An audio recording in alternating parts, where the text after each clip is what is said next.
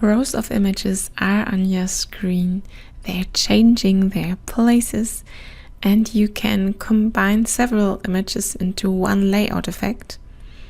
You will see another example. This new layout effect comes with version 12. It's already out. You can find it on our website. And my absolute favorite feature from version 12 is the layout effect. I will show you how it works. I just need a chapter from the toolbox. I drag it into the timeline. And now you see my example from before, but we don't want to dwell on that. We need a background, and I think I'm going to use the rectangle. I just enter and there it is, the rectangle. We just drag it into the chapter. And it's already white. I think I want just to change the duration. I clear the filter, and now I'm going to the object effects, and here you see the layout effect. I just drag the layout effect under my rectangle. And now you see it's empty. We need some images. So I go to the Files tab, and maybe I'll drag 4 images. Just make sure that the images are under each other and not next to each other, so they are really shown at the same time. That's really important. And now I'm just hitting the Control key and click on every image. Now I can adjust the duration of them all at the same time.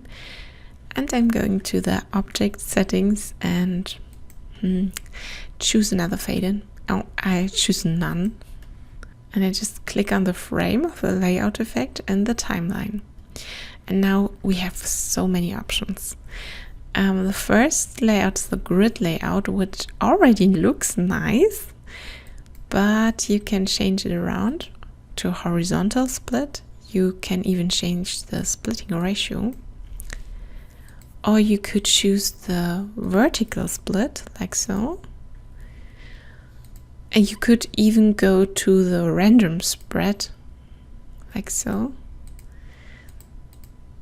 But I think my favorite one was the horizontal. And I'm going to change the ratio again, and the spacing, and the border. And I'm not done yet, because my absolute favorite thing about this effect is the animation. Now there is none, but I'm going to click on this and choose swap images. And now I'm going to activate the live preview. This is a feature that comes with version 12. And I'm dragging the playhead over my chapter, and you can see how the images change. Like so. It's a really easy way to make your images more interesting. And you can even change the duration or the time of the animation. You can make it go a little bit slower. And yeah, that's it. That's the layout effect. But it's not everything about the layout effect. I will add another chapter because I want to use a black background. And I think I'm going to use another rectangle. Just drag it from the toolbox into the new chapter. And I choose a kind of black color here, like so. And now you can see there are some pre-made layouts. They're the ones that are really intricate, or some are simple. And I think I'm going to choose this one with 5 images. And now you see the difference. There's not just the layout effect, there's a sub-layout and another sub-layout. Every sub-layout stands for its own row, and the images you place into the sub-layout make up your columns.